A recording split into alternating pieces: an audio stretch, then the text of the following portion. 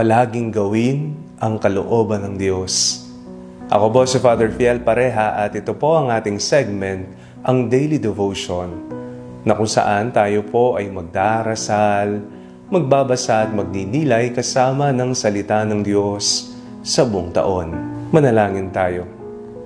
Sa ngalan ng Ama, ng Anak at ng Espiritu Santo. Amen. Halina, banal na Espiritu, liwanagan mo ang aming puso at isip, nang maunawaan at may sa buhay namin ang iyong salita. Amen. Our Bible passage for today is from the Gospel of St. Luke chapter 6, verses 43 to 49, and I read it for you.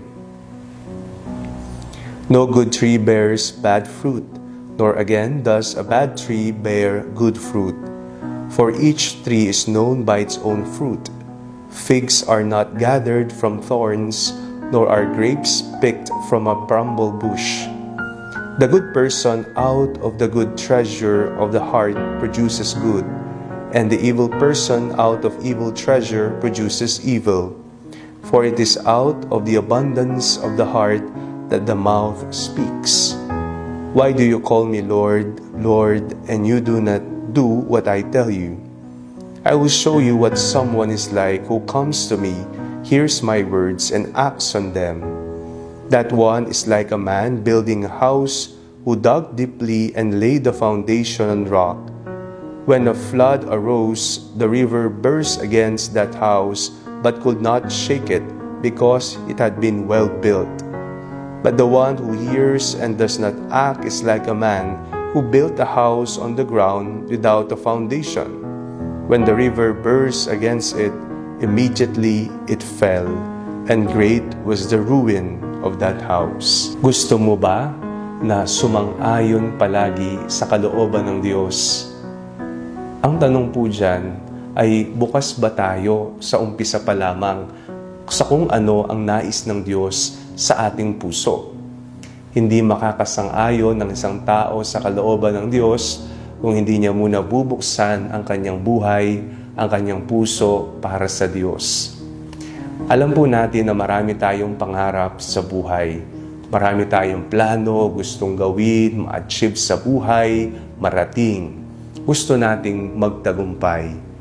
Ngunit ang katotohanan, sa ganang atin lamang na lakas, hindi natin kaya.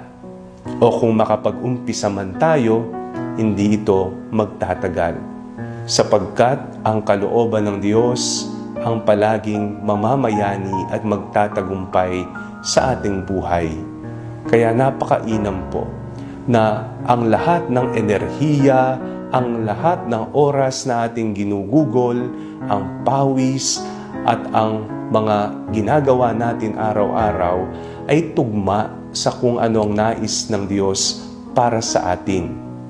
Huwag sayangin ang oras sa mga walang kabuluhan na bagay, sa mga makasariling interes lamang na gagawin sa buhay.